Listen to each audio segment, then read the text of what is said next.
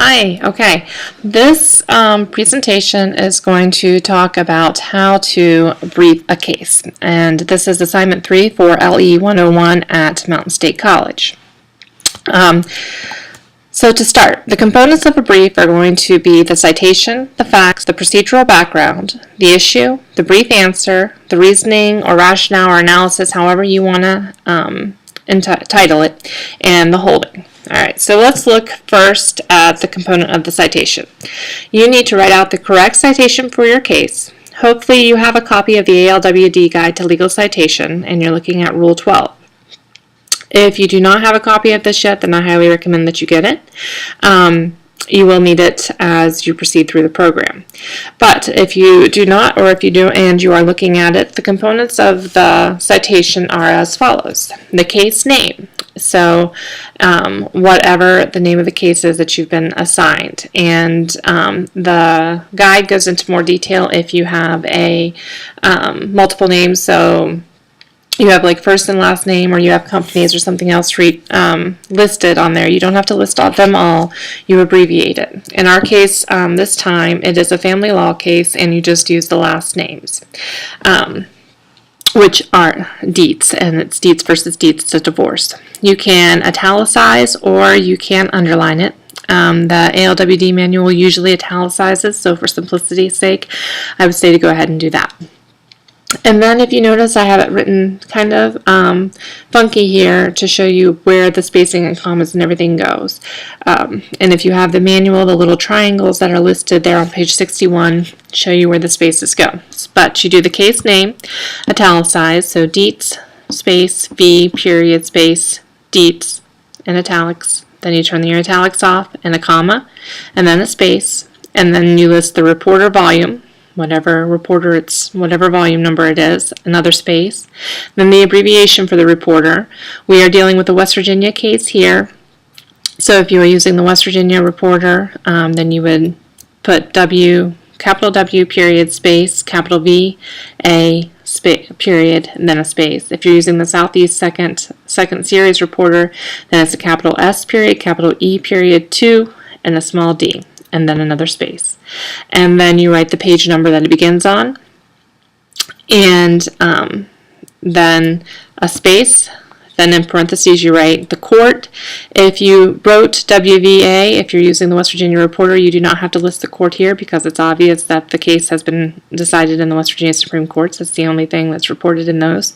If, however, you use the Southeast second series, there are multiple court cases that are reported in that one, so you would write the W, capital W, period, space, capital V, A, space. Period, and then a space. So it just depends on which reporter you're citing to, and then the year decided, in parentheses, and then a period. And that is your case citation. Now I have my case brief example of the Dietz case here, and you can see the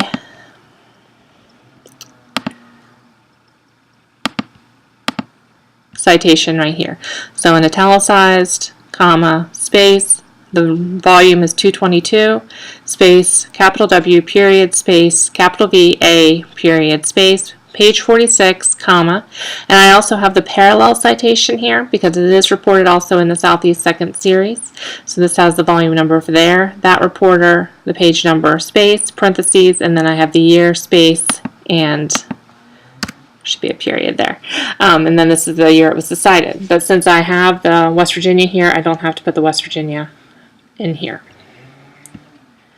Okay, so the citation's fairly easy. Hopefully you have the citation, the ALWD guide. If you don't, go find it, please. Okay, so now let's look at the Sakai site itself. And we are in assignments. And this may look different depending on which course you've been in. But you are to complete a case brief of Dietz v. Dietz, and I give you a link here to the PDF file that I've gotten, but you can also take the citation and go get it at Westlaw. So once you have logged into Westlaw Next, which you should have a 1Pass username and password to do that, you have to click Agree to say that you are using it just for academic purposes, and then hit Continue. Oh, well, it signed me out.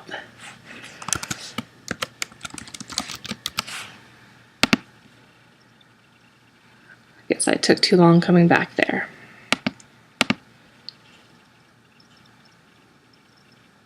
And here you have to enter a client ID. You can, as I've said before, this is for tracking purposes more if you're working at like a firm or something. So this way they could track which client to bill for your time on Westlaw Next. Since we are not working on behalf of any particular client, I just entered my last name because we're just doing academic purposes. Okay, and here is Westlaw Next.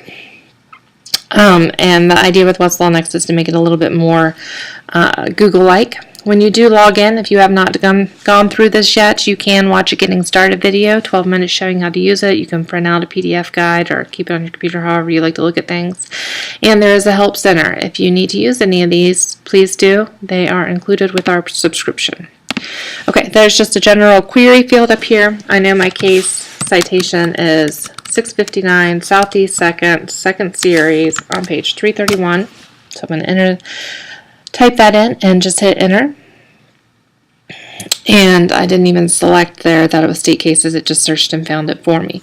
So here is that case. And we can tell that it is also reported in the West Virginia Reporter at volume 222 on page 46. So if you were looking at a bookshelf full of books and wanted to find it, you would go look for volume 222 in the West Virginia Reporters and turn to page 46. We know that it was decided in the Supreme Court of Appeals of West Virginia. The appellant is Barbara Conley Dietz. She was the petitioner below, meaning that she is the one that filed the initial petition. And then she is the appellant here, meaning that she filed an appeal as well. Versus Billy Dietz, respondent below, so he was on the other side, and appellee here. All right, this is the docket number, 33446, and the opinion was submitted to the court on January 22nd, 2008, and decided on February 14th, 2008. So there's our decision here. Now, if you did not have Westlaw Next and you wanted to find this case, and you did have that citation, you could just go to Google and enter it.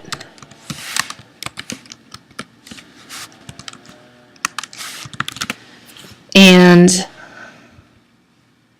you will get some different results here. If you also enter Dietz v. Dietz, West Virginia, that's when I had initially looked at, it pulls it up from the West Virginia Supreme Court site and gives you that docket number and the opinion from there. But note, this isn't like Westlaw, so it's not going to have the key site information on it, but you still can see the case. FindLaw will also pull that up for you. So you will see it here, but again, you don't have the key citing features of Westlaw, but you still can find the case even if you don't have it. I will put this link under resources, but there is a section here on Westlaw that goes through how to brief cases. And I'm going to go through all of this information as well, but if you need some reference or want to go back and look at it, it gives you some more details on it. Okay, so we are now looking at the opinion. This is a long opinion. It's like 20 pages. And if you've never read a case before, you will find that it's kind of in its own language. You'll get used to it really quickly, but it is a little daunting when you come into it. So we have the citation already, and as you scroll down, you will see synopsis and background, holdings, so the decision, this is just a brief summary, and then the decisions of the court and the holding. And so you can do some fun stuff there if you want to use Westlaw to help you highlight and such. This is not the official opinion of the court. This is something that Westlaw has put together for you so that when you're doing research, you can look quickly and say, okay, this is what this court case was about. Is it something that's relevant to what I'm researching right now? Yes, then I should keep reading. If not, if it's totally off point, then I probably can move on and look at something else. As we continue down, you see West's Headnotes. Again, this is not the official opinion of the case. These are just some handy-dandy features that West gives you to help you when you are researching. So it gives you the topic, the key topic, and then you can find the key number, the other topics that go with it, as we've discussed before, and it gives you a link to the code for this particular issue. There are 13 headnotes, so these are what the lawyers working at West went through and pulled out as the important parts of this case and assigned them a key topic. So, useful for research. But when you're doing a case brief, you can read through them to get an idea of what's going on, but it's not what you're going to cite. Okay. Now, if you see these little asterisks and then the numbers off of here, if you notice, if you look up here and you see your case citations, you will see that it begins on page 46. So now we're on page 47 in the official reporter, or this one begins on 331. Now we're on page 332. These are the I forget what they're called, but star note, I think, page attributions or something, basically telling you what page you are on in case you need to do a pinpoint citation. And a pinpoint citation is when you're writing a brief or something and you need to cite to the court and you're citing something that's on a particular page, then you have to include that page number. So you can do that as you are writing and you can figure out where you are. This is the syllabus of the court. The syllabus is basically those points of law that the court did pull out to highlight as this is what this case is about and these are the important things that we're deciding. This is still not technically an opinion, part of the opinion, so you're not supposed to cite to it in briefs and such, but it frequently is done. You'll see it. Attorneys and law firms, so this is who represented the parties. And then here you see opinion. This is where it starts. Okay, this is a per curiam opinion. So if you remember, a per curiam opinion is an opinion that is issued by the court but is not authored by any specific justice. So it's an opinion issued on behalf of the entire court. All right, so now as we start reading, this gives you kind of a little summary of what has happened and how they got here. If you go down a little bit more, you will see factual and procedural history, which, if we go back to our case, to our PowerPoint going on what we need in a brief, the first thing is the facts. You need to briefly describe the facts. You don't copy and paste everything that they list in there. Include the key facts. You don't have to include everything here. A paragraph or two should do it. And remember that when we are reading a case and we are doing legal research, we want to know how the court applied the law to the facts of that case. So when you're reading a case and say that you're working on a case for someone, so you have a client that has an issue, you want to know the facts of their case. And as you read through and you read those facts, you want to know the similarities and the differences between them. And this is the first step in synthesizing and analogizing your case with another case. So it's sometimes important to know what the facts are in one case versus another and how they're alike or different, because if they were different, the court might not have issued the same opinion that they did. So it's important to make note of those. All right, so as we read, we see that as you go through and look here, it's kind of a long section, the facts and the procedural history, which let's go ahead and talk about that for a minute too. The next section. The procedural background or history is basically how the case got to the court that the court that's issuing the opinion that your briefing is doing. Usually any case that you're going to read is going to be an appellate case. That's not going to be true on the federal side, but on the state side, the only cases that are officially reported are the West Virginia Supreme Court of Appeals cases, so it's going to have been appealed from lower courts. So you can think about jurisdiction and filing and the appellate procedure and our charts of how you get from one case to one court to another. In a divorce case, that's going to be in the family court's jurisdiction. So most likely, if you were looking at a divorce, you're going to know that the case was initially filed in the family court.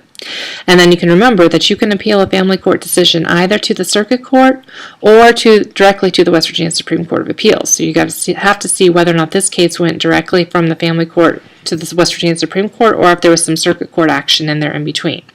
And sometimes, so say that the family court decision is appealed to the circuit court, maybe the circuit court will reverse or remand part of it, saying that they have to change what they did or they have to redo a part. Then it could get sent back to the family court. And then it again could be appealed again to the circuit court or to the Supreme Court. And if it's appealed to the circuit court, whatever decision the circuit court entered can then be appealed to the Supreme Court as well. So there's a lot of potential for it jumping around between courts in there, and that's what the procedural history is going to tell. You're going to write out like maybe a sentence per jump where it went.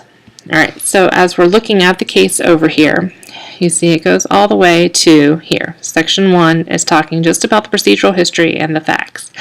Now, this case, as you probably already know if you've read it, you see that there were some issues here with Mr. Dietz abiding by the family court's orders and his responsibilities, mainly in terms of payment to Mrs. Dietz and what he owed her.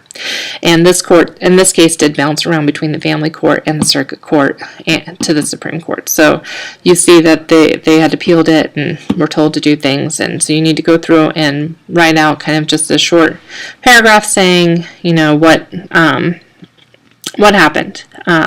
The parties were married, did they have kids, and then they were divorced, and what did the final divorce decree say? And then our issues are, you know, with whether or not the, in this case, the respondent, Mr. Dietz, did what he was supposed to do, which he didn't, and he didn't, and he didn't. And as you read through here, you'll see that the family court ordered him to pay, and they actually charged him in contempt of court, and he got sent to jail for, I think, 45 days, and then he came back and he still didn't do it, and again, he was in danger of being held in contempt when, and this is a case has to be appealed by a party for a higher court to reference it. But in this case, you'll note that the circuit court improperly kind of stuck its nose in the business, and the Supreme Court says you can't do that. But there were other issues that were appealed, so you would note that in here. And then you come to kind of, and then finally they appeared before the West Virginia Supreme Court of Appeals in this matter that we are in. Then the court's going to discuss the standard of review. There are different standards by which a court will review a lower court's ruling depending on the issues that are in play. So a final court of a family court judge, the findings of fact, so what they hold to be true, because everybody has their story, so they have to make findings of fact, they will look under a clearly erroneous standard. So the judge has to be clearly wrong for them to change a finding of fact. And remember, an appellate court is not a fact-finding court, so they're not going to take in evidence and import new facts into their decision. They're going to go with what was made under the family court judge or whatever the lower court that we're looking at. So the standard is clearly erroneous, and that's a pretty high one to beat. So most likely the findings of fact made by the family court are going to be held there. The application of the law to the facts under an abuse of discretion standard, again, that's a fairly high standard, just making sure that the judge did not abuse his discretion when he applied the law to the facts that were found.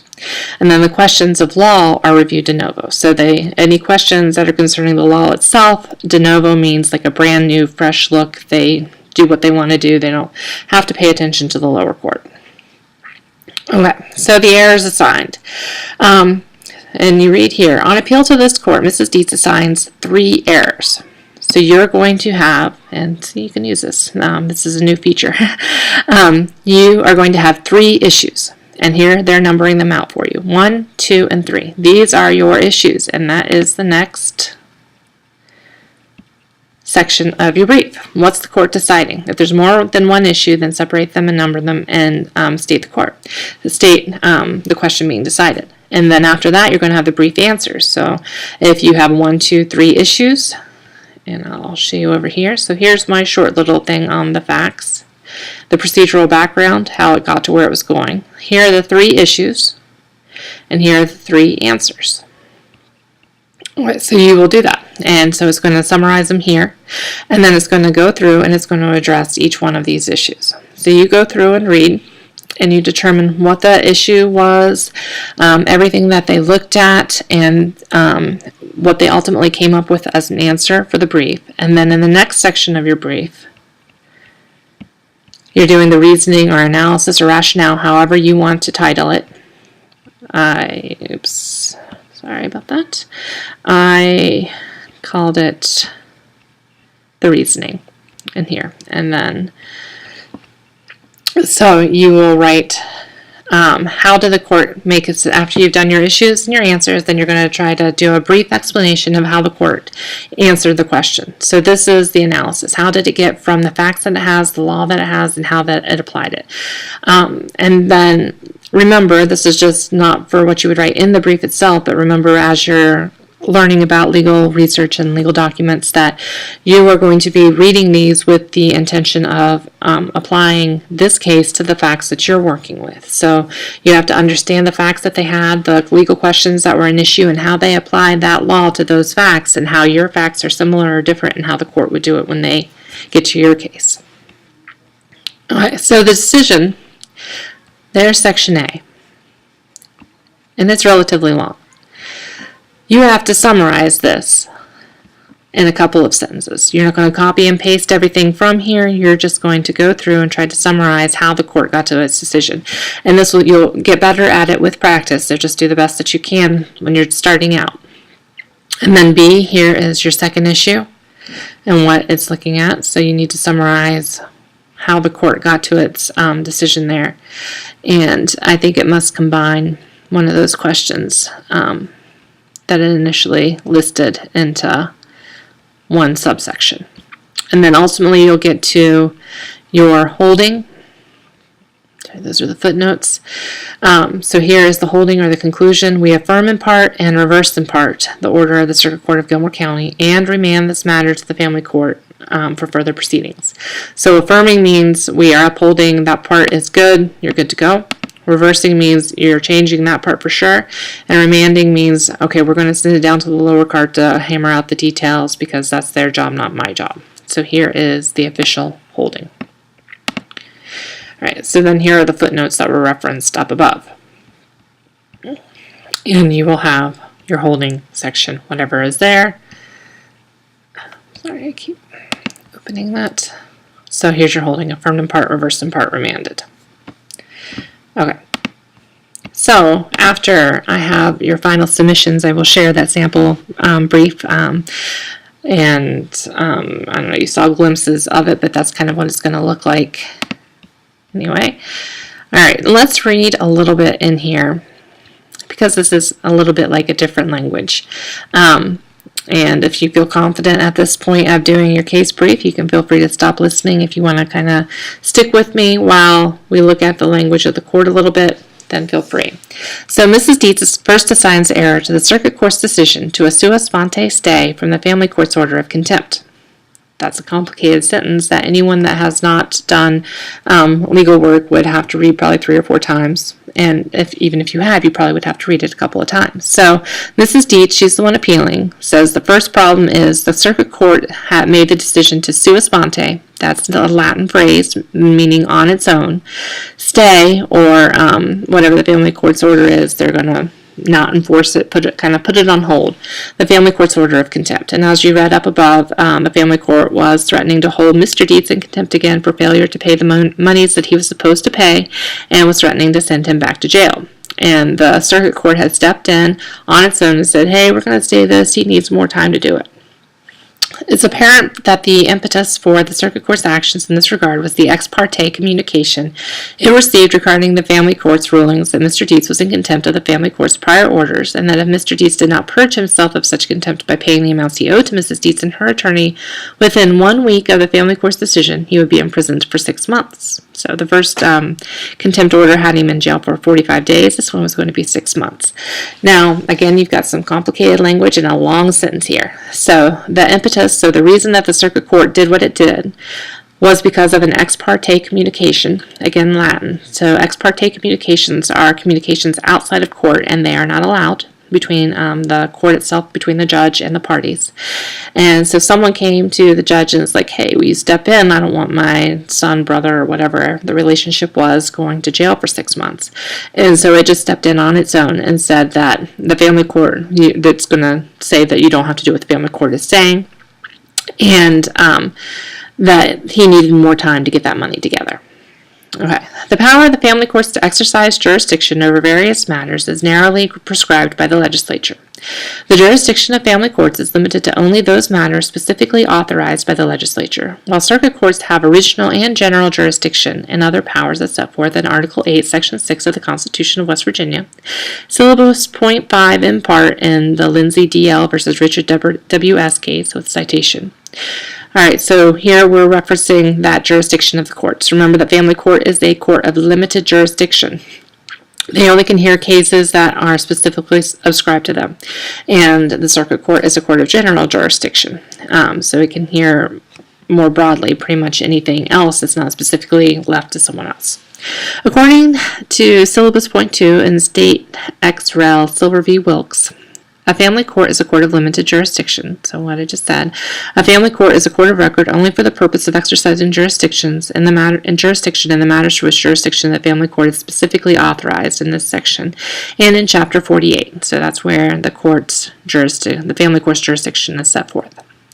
With respect to the underlying proceedings at issue, the family courts and I don't know how you say this one, you say basically underneath, below.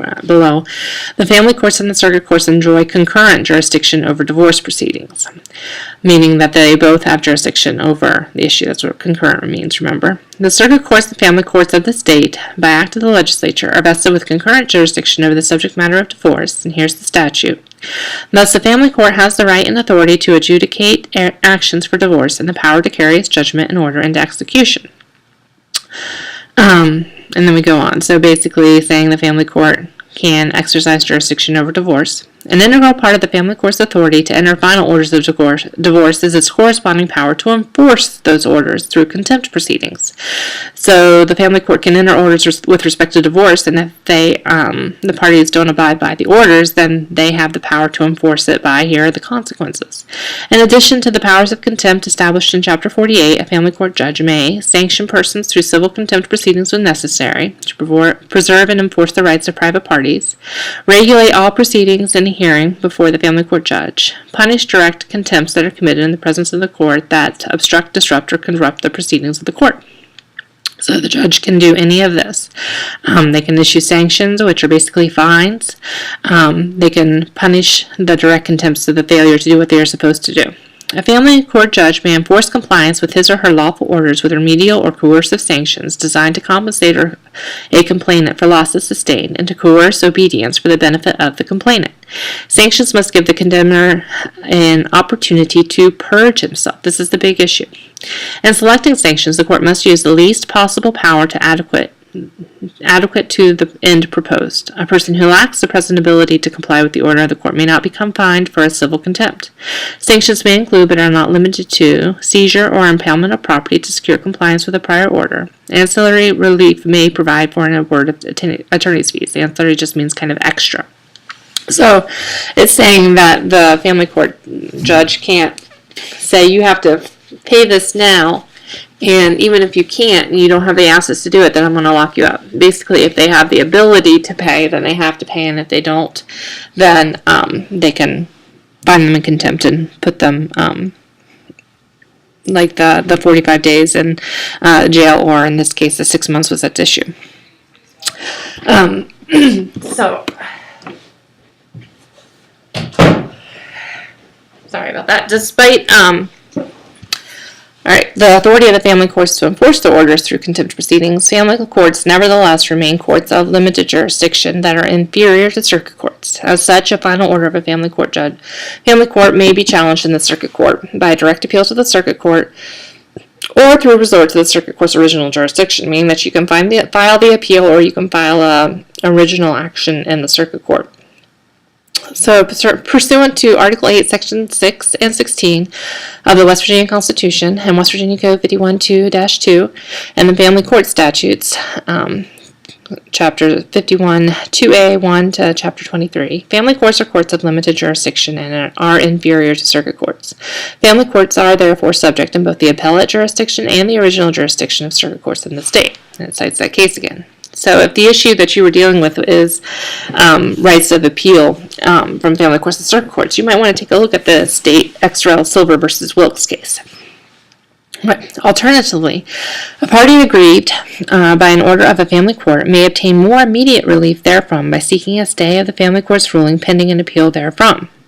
A lot of fancy words and big words to say, basically saying if someone is going to suffer something from the family court, they can obtain some immediate relief by seeking a stay by getting them to hold off and just pressing pause on that order.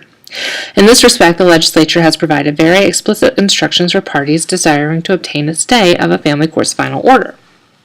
Any person desiring to file a petition for appeal from a final order of the family court may file a motion for a stay of proceedings to the family court in which the order was entered. So anybody that wants to stay, wants to hit that pause button, can file a motion to do so.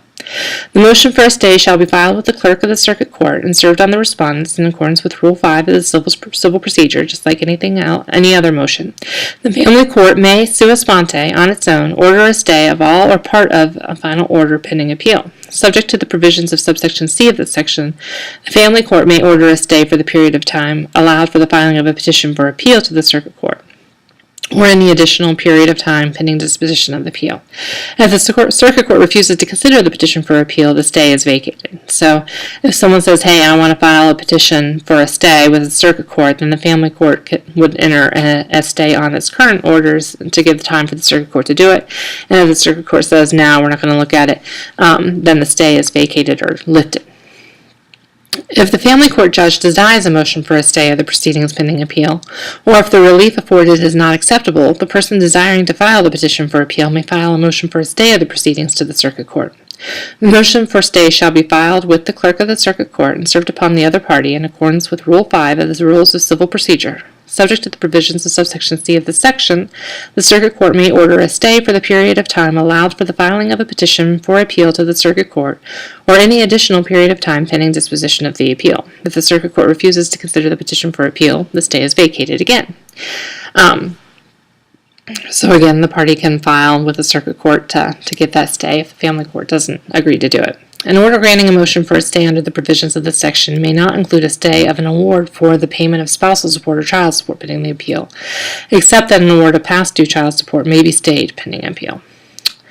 So you can't put a pause button on the monies that you owed. It can't just be used as a stalling function. Alright, applying these authorities to the facts giving rise to the instant appeal. So in this case, it's important to note that when the circuit court sua sponte stayed enforcement of the family court's order of contempt, it did so not at the behest of a party aggrieved by said order, so not anybody involved in the case, but instead on its own motion. No party had filed a petition for appeal from the family court's June 19, 2006 contempt order, nor had any party requested the circuit court to exercise its original jurisdiction to prevent the family court from enforcing its order. Moreover, while West Virginia Code 51-2812 permits the family court to sua sponte stay its own order, this section does not accord identical powers to circuit courts. Rather, circuit courts may stay an order entered by a family court, and here's the important part, only after a motion requesting such relief has been properly filed with the circuit court. Here, no such motion had been filed with the circuit court at the time it sua sponte stayed enforcement of the family court's contempt order. Because no instrument had been filed by any party requesting the circuit court to grant relief from the family court's order June 19, 2006, the circuit court exceeded its legitimate powers by sua sponte staying the enforcement of the family court's order. Accordingly, we reverse the circuit court's rulings to the contrary. So here, nobody filed and asked the circuit court to do it. It just did it on its own, and you can't do that. So that part's reversed. And then we move forward. Mrs. Dietz also assigns error to the circuit court's rulings, limiting the family court's exercise of jurisdiction over contempt proceedings initiated by the family court. Following the circuit court's stay of the family court's June 19, 2006 order of contempt, Mr. Dietz appealed the family court order to the circuit court by filing a petition for appeal. By order entered January 12, 2007, the circuit court upheld the family court's finding that Mr. Dietz was in contempt of the family court's prior orders, but remanded the case to the family court with directions to impose more lenient sanctions for contempt, including affording Mr. Dietz an opportunity, so you can do like little notes, including affording Mr. Dietz an opportunity to purge himself, again, we see that word, of contempt by making bi-monthly payments before imposing a term of confinement. So after the court kind of did it on its own, Mr. Dietz knows, hey, I could appeal and probably get some help. The circuit court seems to be sympathetic to me. So he did, and he filed an appeal, and the circuit court was. And the circuit court said, yeah, you're in contempt, But we're not going to send you to jail yet. We're going to say, here, you have even more time to do what you need to do to pay the monies that you need to pay. So, although the procedural posture of this case is a bit unusual, and the record tends to suggest that Mr. Dietz filed his appeal to the Circuit Court as a direct result of the Circuit Court's order conditioning its stay of the Family Court's contempt order on Mr. Dietz's filing, so it sounds kind of like he did it just because he saw, hey, the Circuit Court's going to be sympathetic to me. We're going to put that aside and say, no, the court was wrong there, but regardless, here, the decision to appeal is still, it's a statutory right, he can do it, and so forth. And I'm going to stop reading the case here. If we want to pick up on it, or I want to see how everyone does with it, at this point we can come back and do this more. I'm not sure if that is helpful or not. So hopefully this has kind of given you a little bit better look at what you need to do and what you need to pull out. So here, the facts, you can summarize, and I think I'm gonna stop here and let you summarize them on your own. We'll get you there. So hopefully this helps. If not, let me know, or if you have more questions, let me know and post in the forums.